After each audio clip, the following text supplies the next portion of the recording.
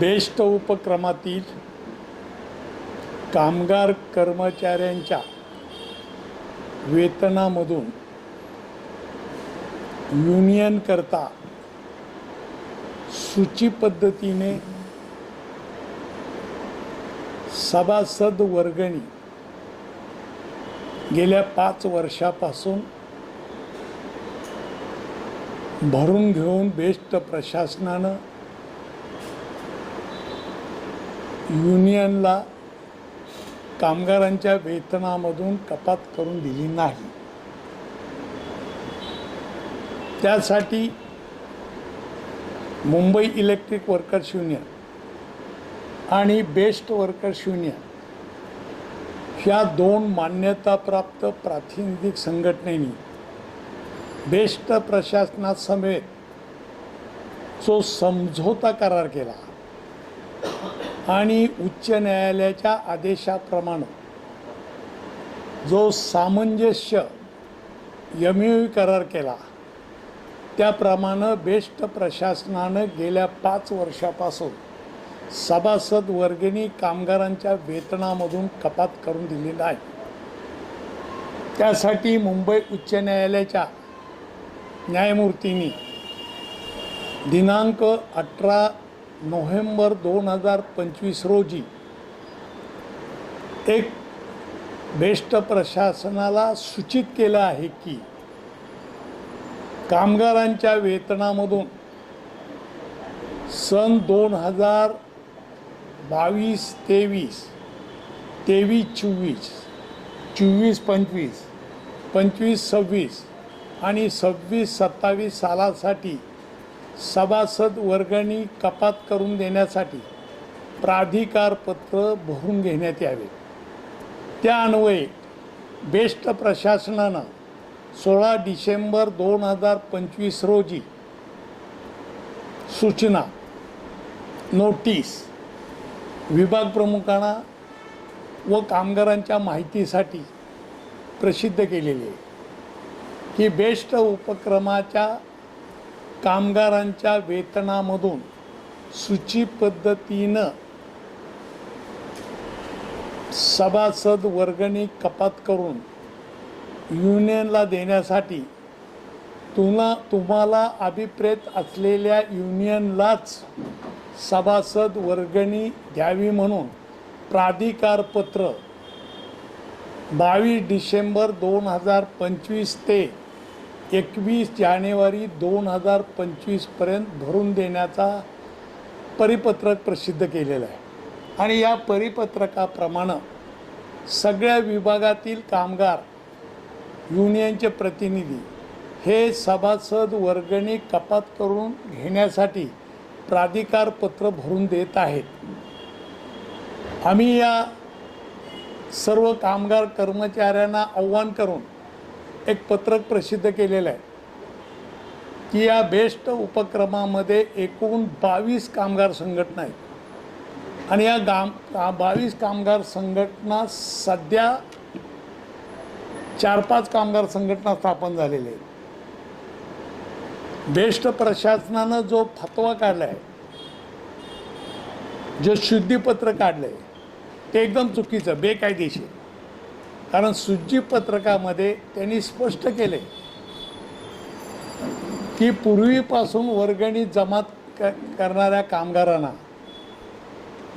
ज्या संघटनेसाठी वर्गणी जमा केली जाते, प्राधिकारपत्र भरलं जातं, त्या संघटनेची वर्गणी कपात करण्याचा किंवा कापून न देण्याचा अधिकार कामगारांना ठेवलेला असताना शुद्धीपत्रक का प्रसिद्ध केलं?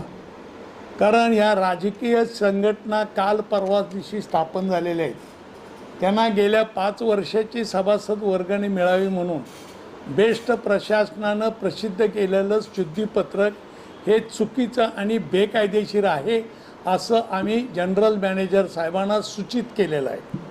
मला आपणाला एकच सांगायचं आहे की वीज पुरवठा विभाग किंवा परिवहन विभागातल्या कामगार कर्मचाऱ्यांनी वर्गणी कोणत्या कामगार संघटनेला भरावी, लोकशाहीने दिलेले अधिकार आहेत, पण ही वर्गणी फक्त मुंबई इलेक्ट्रिक वर्कर्स युनियनलाच भरावी आणि ते कारण काय ते आपण स्पष्ट करू इच्छितो की मुंबई इलेक्ट्रिक वर्कर्स युनियननं वीज पुरवठा विभागातील कामगारांच्यासाठी केलेले करार आणि त्या कराराच्या अनुषंगानं कामगारांना मिळणारे भत्ते, पॉवर लॉस भत्ता सन 1983 सालापासून 1025 रुपये प्रत्येक महिन्याला सर्व कामगारांना पॉवर लॉस भत्ता मिळतो। आज 1983 साली डिस्ट्रीब्युशन लॉसेस, पॉवर लॉसेस 10% 12% असताना 1025 रुपये मिळत होता। आजही तोच मिळतोय। आज मॅनेजमेंटला आम्ही सांगितलं आहे ह्याच्यामध्ये आता सुधारणा झाली पाहिजे, कारण डिस्ट्रीब्युशन लॉस कमी करण्यामध्ये आमच्या कामगार अधिकाऱ्यांनी काम केलेलं आहे। त्यामुळे डिस्ट्रीब्युशन लॉसमध्ये सुधारणा झाली पाहिजे, त्याच्यामध्ये वाढ झाली पाहिजे। खोब्रागडे साहेबांच्या बरोबर मुंबई इलेक्ट्रिक वर्कर्स युनियननं करार केला, वीज पुरवठा विभागातील कामगारांना बाह्य कामाचा भत्ता मिळतो, इलेक्ट्रिक हजार्ड भत्ता मिळतो, कार्यक्षमता भत्ता मिळतो, पाळी भत्ता मिळतो। या भत्तेच्या माध्यमातून सर्व कामगारांना 4500 रुपये प्रत्येक महिन्याला वेतनामध्ये वाढ मिळते। आता हेच भत्ते परिवहन विभागातल्या कामगारांना मिळत नाही। नीट आपण समजून घेतलं पाहिजे। परिवहन विभागामध्ये पदोन्नतीची धोरणं नाहीत, पण वीज पुरवठा विभागामध्ये मुंबई इलेक्ट्रिक वर्कर्स युनियनने पदोन्नती धोरण आणलं 1980 सालापासून। मॅनेजमेंटला, व्यवस्थापनाला घेराव टाकून आणि घेरावाच्या माध्यमातून कामगारांना पदोन्नत्या कशा मिळायला पाहिजेत। नौगानी हा नौगानी कामगार म्हणून रिटायर होत होता, म्हणून मुंबई इलेक्ट्रिक वर्कर्स युनियननं जो नौगानी पदावर लागलेल्या कामगारांना बेस्ट उपक्रमाच्या वीज पुरवठा विभागातील रिक्त झालेली 50% पदं मिळावीत म्हणून पदोन्नती धोरण आणलं। ITI झालेल्या कामगारांना T3, T4, T5 मध्ये 50%च फक्त पदं मिळतील असं धोरण आणलं। त्यानंतर डिप्लोमा इंजिनियर आणि नॉन क्वालिफाईड कामगार, ITI कामगार ह्यांना 60% जागा, डिप्लोमा इंजिनियरला T6 नंतर 40% जागा असं धोरण आणलं। त्यामुळं वीज पुरवठा विभागातल्या नौघाणी कामगाराला T2, T3, T4, T5, T6, T7 पर्यंत पदं मिळाली आहेत। म्हणजे एका कामगाराला 7 पदं देण्यामध्ये आम्ही यशस्वी झालो। आपण परिवहन विभागामध्ये गेला इंजिनिअरिंग खात्यामध्ये, तर इंजिनिअरिंग खात्यामध्ये असलेल्या क्लीनरला T1 आहे, त्या T1ला फक्त T2 पर्यंत प्रमोशन मिळतं, जास्तीत झाला तर T3, म्हणजे 3 पदापेक्षा जास्त पदं मिळत नाहीत। आपण अगदी बेस्टच्या परिवहन विभागामध्ये गेलो आपण तर बघितलं प्रशासकीय कामगार लिपिक पदामध्ये आला, लिपिक पदामधून त्याला सुपरवायझर व्हायचं असेल तर परीक्षा द्यावी लागते, परीक्षेमध्ये पास झाला तरच सुपरवायझर, नाहीतर सुपरवायझर नंतर सहाय्यक प्रशासकीय अधिकाऱ्याला परीक्षा द्यावी लागते। म्हणजे 2%, 4%, 5% लोकांना सुद्धा वरचं प्रमोशन मिळत नाही। म्हणजे तो लिपिकसुद्धा 1 किंवा 2 पदं मिळाली की तो सेवानिवृत्त होतो। म्हणजे बेस्टमधलीच ही उदाहरणं आहेत। आज भारताच्या कानाकोपऱ्यामधल्या आस्थापनामध्ये आपण जर गेलो तर अशा प्रकारचं पदोन्नती धोरण कुठंही नाही की जो T1 मध्ये लागला आहे तो त्याला T7 पर्यंत म्हणजे 7 प्रमोशन मिळण्याचं धोरण मुंबई इलेक्ट्रिक वर्कर्स युनियननं अंमलात आणलं। मला आपल्याला एकच सांगायचं आहे की हीच धोरणं बेस्टच्या परिवहन विभागामध्ये राबवण्यासाठी, हीच धोरणं वीज पुरवठा विभागाचा केलेली प्रगतीसाठी, हीच धोरणं जर वीज पुरवठा परिवहन विभागामध्ये राबवण्यासाठी तुम्हाला फक्त बेस्ट कामगार क्रांती संघालाच सभासद वर्गणी द्यावी लागेल। मी निश्चितपणानं सांगतो, आज ज्या बाजार भुंग्या संघटना झाल्यात तो काय सांगतात, सरकारच्या जीवावर सांगताय आम्ही करून दिलं। कुणी करून दिलं? कॅज्युअल कामगारांचा लढा मी जिंकला, कॅज्युअल कामगारांचे दावा मी औद्योगिक न्यायालयामध्ये दाखल केला। औद्योगिक न्यायालयाच्या न्यायमूर्तींनी कॅज्युअल कामगारांना 1 एप्रिल 2016 पासून नौगणी पदावर सामावून घ्या आणि नौगणी पदाचं वेतन कॅज्युअल कामगारांना द्या असा आदेश दिला। व्यवस्थापनानं गायकवाड साहेबांना श्रेय मिळू नये म्हणून काही राजकीय पक्षांनी हाताशी धरून व्यवस्थापन मुंबई उच्च न्यायालयात गेलं. मुंबई उच्च न्यायालयामध्ये हा दावा प्रलंबित आहे असताना प्रसाद लाड यांनी राजकीय दबाव आणून फक्त आझाद मैदानामध्ये गेला की लगेच झालं, हंगामी नौगाणी म्हणून घेतला. आता हंगामी नौगाणी हे पद बेस्ट उपक्रमाच्या आस्थापन अनुसूचीवर नाही. त्यामुळं हंगामी नौगाणीला घेतल्या दिवसापासून ग्रॅज्युएटी रक्कम मिळणार नाही, परमनंट कामगारांचे बेनिफिट मिळणार नाही. तो हंगामी म्हणून आज पुन्हा टेम्पररीत राहणार आहे. परमनंट कधी होणार हा प्रश्न अनुत्तीर्ण आहे. त्या हंगामी नौगाणी कामगारांना थकबाकी रक्कम दिली नाही, जी न्यायालयानं मंजूर केली, जे विठ्ठलराव गायकवाडांनी मंजूर करून आणली, ती दिली नाही. निश्चितपणानं मी तुम्हाला सांगेन, या उपक्रमामधल्या कॅज्युअल कामगारांना किमान वेतन कायद्यानुसार वेतन मिळत नव्हतं. स्थानिक स्वराज्य संस्थेमधल्या किमान वेतन कायद्यामधलं वेतन मिळावं म्हणून मला मोर्चा काढावा लागला आणि मोर्चा काढून कामगारांना मी किमान वेतन दिलं. थकबाकी रक्कम 1 लाख, 1.25 लाख रुपये मिळाली. युनियननं 1 रुपया घेतला नाही. आज मात्र हंगामी नौगाणी त्या कॅज्युअल कामगारांना घेतलं जातं आहे आणि प्रसाद लाडची माणसं म्हणजेच संजय घाडीगावकर 5-5 हजार रुपये त्या कामगारांच्याकडून वसूल करतो. म्हणजे ही लूट आहे आणि हे सांगायचं आम्ही करतोय, आम्ही देतोय. कुणी येत आहे? करोना महामारी आली, जगावरती आली. महाराष्ट्र शासनानं आणि महानगरपालिकेनं ह्या करोना महामारीच्या काळात अत्यावश्यक सेवेमध्ये काम करणाऱ्या कामगारांना प्रत्येक दिवसाचं 300 रुपये भत्ता द्यावा, करोना भत्ता असा मंजूर केला. मंजूर करून बेस्ट प्रशासनानं फक्त 6 महिन्याचा भत्ता दिला. उर्वरित भत्ता आमच्याकडं पैसा नाही, पैसा महानगरपालिकेने दिल्यानंतर आम्ही भत्ता देऊ अशा प्रकारचं वचन आम्हाला दिलं. पण मुंबई महानगरपालिकेनं 78 कोटी रुपये दिले. का वाटले नाहीत कामगारांना? त्यानंतर 100 कोटी दिले. म्हणजे जरुरी होते 150 कोटीची. 150 कोटी रुपये बेस्ट प्रशासनाला मिळूनसुद्धा ते वाटले नाहीत. तुम्ही मात्र सोसायटीच्या निवडणुकीसाठी कामगारांनी मतदान करावं म्हणून आदल्या दिवशी तुम्ही 25% फक्त करोना भत्ता दिला. 25 कोटीची रक्कम फक्त दिली. बाकीची रक्कम गेली कुठे? कुणी खाल्ली? आणि आज मात्र सांगितलं तर फॉर्म भरून द्या, अर्ज भरून द्या, आम्ही तुम्हाला 25 तारखेपर्यंत देतो, 20 तारखेपर्यंत देतो, म्हणजे इलेक्शन झाल्यानंतर देतो. म्हणजे ही भूलताप आहे. अरे कष्ट कोणी केलं? घाम कोणी गाळला? करोना महामारीच्या काळात जीवा उधारून काम कोणी केलं? बेस्ट उपक्रमाच्या कामगारांनी केलं, सामान्य कामगारांनी केलं. आणि त्याला मंजूर झालेला पैसा बेस्ट प्रशासन आणि हे राजकीय नेते तुम्हाला मिळून देत नाहीत. तर आता यांना धडा शिकवण्यासाठी मेंबरशिप यांची द्यायची नाही. आज प्रसाद लाड म्हणतायत माझी एवढी होणार, तेवढी होणार, ठोकून काढणार, हे करणार, ते करणार.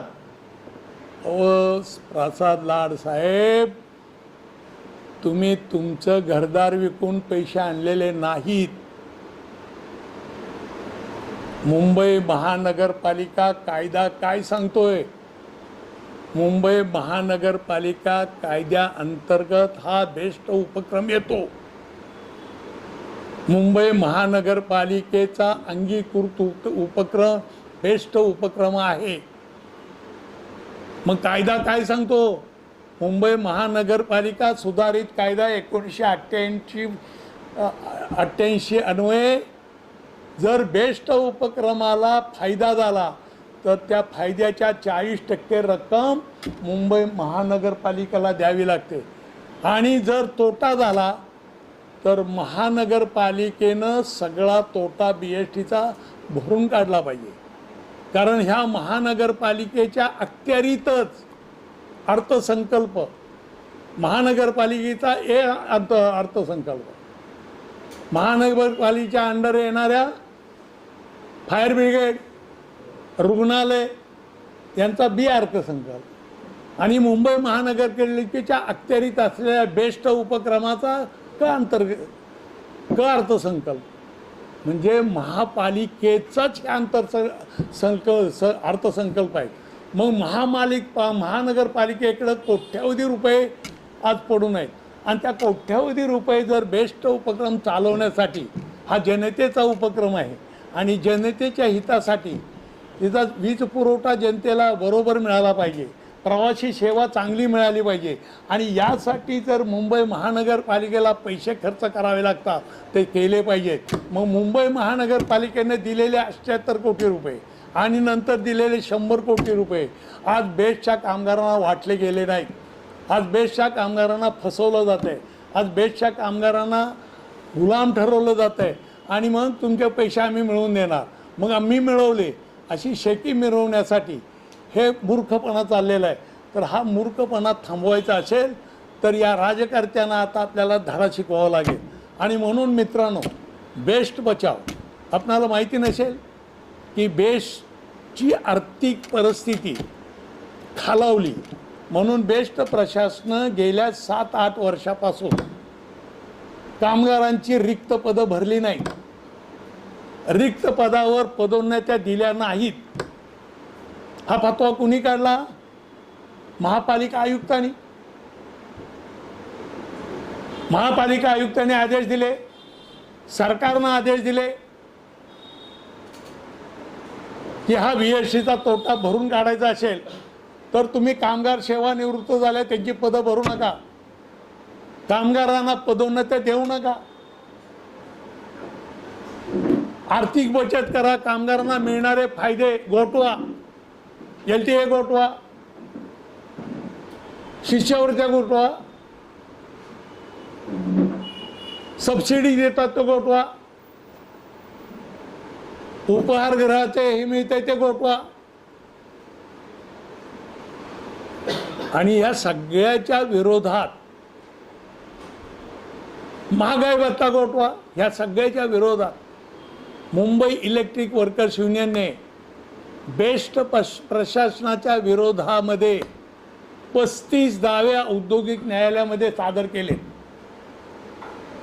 जगदीश पाटील जनरल मॅनेजर होते त्यावेळी त्यांनी महागाई भत्ता गोठवण्याचं नोटीस दिली, परिपत्रक प्रसिद्ध केलं आणि आम्ही त्या विरोधात औद्योगिक न्यायालयात गेलो. औद्योगिक न्यायालयानं बेस्ट उपक्रमाचा दावा फेटाळून लावला. तुम्हाला महागाई भत्ता गोठवता येणार नाही, कराराप्रमाणे कामगारांना मिळतो. बेस्ट प्रशासन मुंबई उच्च न्यायालयात गेलं आणि उच्च न्यायालयानं सुद्धा निर्णय दिला की महागाई भत्ता हा कराराप्रमाणे मिळतो, बदलता महागाई भत्ता आहे, तुम्हाला कपात करता येणार नाही. म्हणून मित्रांनो, अगदी T1च्या कामगारापासून त्या अधिकाऱ्यापर्यंत बेस्टच्या कामगारांनी अधिकाऱ्यांचा महागाई भत्ता वाचवण्यामध्ये मुंबई इलेक्ट्रिक वर्कर्स युनियननं यश मिळवलं. नाहीतर आज 5-6 हजार रुपये तुमच्या महागाई भत्ता कमी झाला असता. निश्चितपणानं मी सांगेन, LTA आम्ही कोर्टात गेलो, मुंबई इलेक्ट्रिक वर्कर्स युनियन कोर्टात गेली, म्हणून बेस्ट प्रशासनाला नाकमुठीत धरून LTA रक्कम द्यावी लागली. आज एक पदं अबॉलिश केलेत. कुठली युनियन गेली सांगावं, त्यांनी कुठल्या कोर्टात गेलंय सांगावं. प्रसाद लाड यांनी सांगावं, एक केस तुमची आहे का? त्या 3.5 फूट उंचीच्या संजय घारीगावकरनं सांगावं, तू युनियन चालवतो, एक केस तरी दाखल केलीच का कोर्टात? मुंबई इलेक्ट्रिक वर्कर्स युनियननं 35 केसेस दाखल केल्यात. अरे कॅज्युअल कामगारांची केस आम्ही जिंकलो, अभिलेखक कामगारांची केस आम्ही जिंकलो. त्याला प्रोरेटा 1 ऑगस्ट 2012 पासून द्यायचा, कराराच्या तारखेपासून द्यायचा आदेश दिला. कॅशियर कामगारांचा कॅश भत्ता अग्रीमेंट काळापासून 1 ऑगस्ट 2012 पासून द्यायचा आदेश दिला कोर्टानं. ताळी भत्त्याचा दावा चालू आहे. म्हणजे हे भत्तेवाढीचे आणि कामगारांचे गोठवलेले सगळे फायदे परत दिले जावेत म्हणून फक्त मुंबई इलेक्ट्रिक वर्कर्स युनियनच न्यायालयामध्ये आज लढत आहे. वेतन करार झाला नाही 1 एप्रिल 2016 पासून. आर्थिक परिस्थिती नाही म्हणून बेस्ट प्रशासनानं मागणी पत्रावर वेतन करार करायला नकार दिला. आम्हाला रेफरन्स फाईल करावा लागला कामगार आयुक्त कार्यालयामध्ये. समेटकर्त्यानं बेस्ट प्रशासनाला बोलवलं. बेस्ट प्रशासनानं हात वर केले, आम्हाला आर्थिक परिस्थिती आमची नाही करार करण्यासारखी. कामगार आयुक्तांनी विफल प्रमाणपत्र दिलं मुंबई इलेक्ट्रिक वर्कर्स युनियनला. आज दावा दाखल केलाय.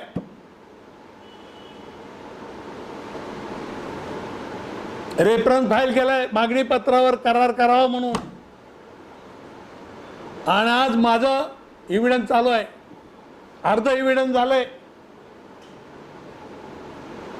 त्या पुढच्या आठवड्यापासून राहिलेलं अर्ध एव्हिडन्स होईल. व्यवस्थापनाला त्यांची बाजू मांडता येईल. पण बेस्ट उपक्रमाचा वीज पुरवठा विभाग सन 2016 पासून आजपर्यंत प्रॉफिटमध्ये, फायद्यामध्ये, जो डिस्ट्रीब्युशन लॉस 10% होता तो आज 4.5% पर्यंत आम्ही खाली आणलाय. 1% जर डिस्ट्रीब्युशन लॉस वाढला तर कंपनीला 25 कोटी रुपयाचा तोटा होतो.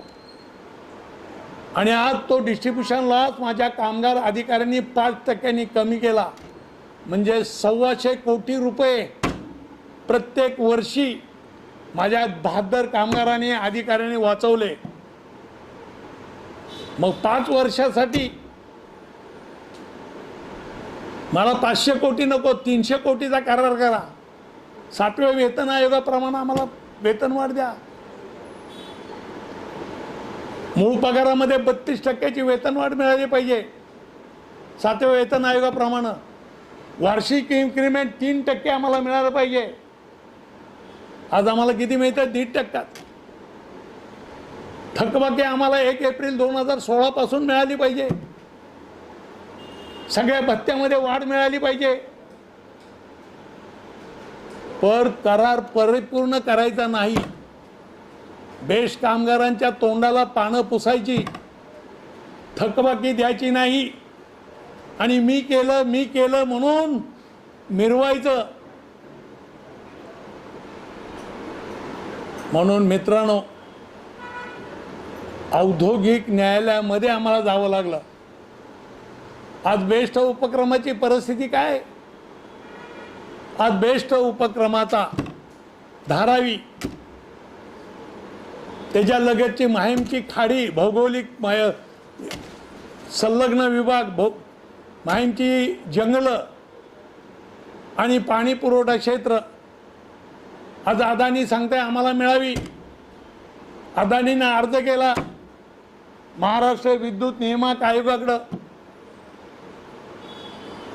प्रसिद्ध झाली लोकसत्तेला नोटीस. हरकती नोंदवा. मुंबई इलेक्ट्रिक वर्कर्स युनियननं हरकत नोंदवली. बेस्ट उपक्रम हा मुंबई महानगरपालिकेचा अंगीकृत उपक्रम आहे. ही स्वायत्त संस्था आहे. बृहन्मुंबईतल्या जनतेची. आणि या स्वायत्त संस्थेच्या उपक्रमाचं वीज वितरणाचं क्षेत्र कोणालाही घेता येत नाही, प्रायव्हेट कंपनीला. पण आज सरकारच्या माध्यमातून अदानी धारावी गिळंकृत करू इच्छिते. आम्ही विरोध केलाय. आजच महाराष्ट्र राज्य विद्युत नियामक मंडळाला रिमाइंडर दिले आपण आणि सांगितलंय, खबरदार, हा जनतेचा उपक्रम आहे. हा जर धारावी गेला तर बेस्ट उपक्रम कोलमडून पडेल.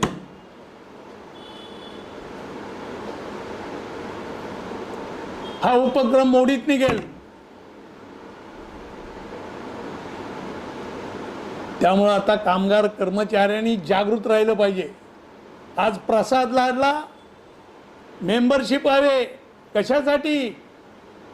बेस्ट उपक्रमाच्या जागा, वसाहतीच्या जागा, आगाराच्या जागा त्यांना विकायच्या आहेत. कुणाला? अदानीला. म्हणून बेस्ट उपक्रमाचं खाजगीकरण केलं. तुम्हाला समजलं पाहिजे. बसेस कंत्राटी पद्धतीने दिल्या. ह्या जागा विकून बेस्टच्या कामगारांना देशोधडीला लावायचं आहे ना. म्हणून देवेंद्र फडणवीस यांनी 26 जुलै 2019 रोजी बेस्टचा परिवहन विभाग आणि वीज पुरवठा उद्योग महाराष्ट्र औद्योगिक संबंध अधिनियम 1946 मधून वगळण्याचा निर्णय घेतला. अध्यादेश काढला. आज बेस्टच्या कामगारांना देशोधडीला लावण्याचं काम देवेंद्र फडणवीस यांनी केले. आणि या उपक्रमामध्ये आज देवेंद्र फडणवीसचे आमदार प्रसाद लाड सांगतायत आमचे मेंबर व्हा आणि कामगारांना देशोधडीला लावायला आम्ही सज्ज आहोत. अशा प्रकारचं ट्विट केलं जात आहे. आमच्या युनियनचं मेंबर झालो नाही तर तुम्हाला कोरोना भत्ता देणार नाही, अशा प्रकारची बातम्या पसरवत आहेत. आणि एक लक्षात घ्या, हा पैसा कुणाच्या बापाचा नाही. हा पैसा कामगारांच्या घामाचा आहे, कष्टाचा आहे. आणि कायदेशीर महानगरपालिकेनं बेस्टचा उपक्रम वाचवण्यासाठी दिलेला पैसा आहे. त्यामुळं कुणाचा मेंबर झाला नाही म्हणून तो पैसा मिळणार नाही, या अफवा आहेत. ही खोटी बातमी पसरवलेली आहे.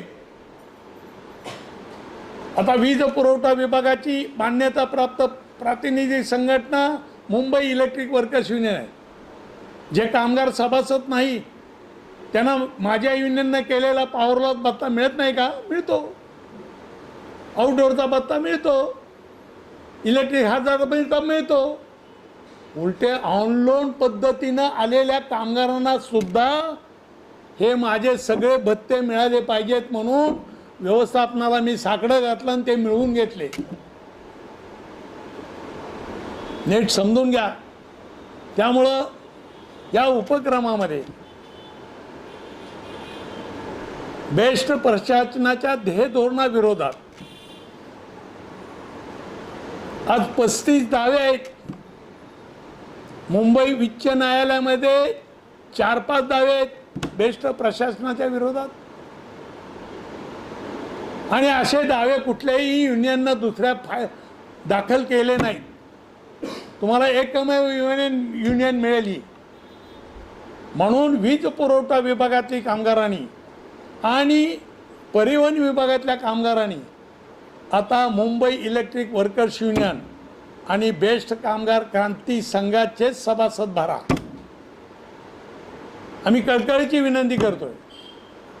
आता सर्व कामगार संघटनांना एकत्र आणून बेस्ट बचाव म्हणून आंदोलन छेडण्याचा पुढाकार कहार यांच्या युनियननं घेतला आणि त्याला support Mumbai electric workers union आणि बेस्ट कामगार क्रांती संघानं दिला आहे. आणि याच्या माध्यमातून शुक्रवार तारीख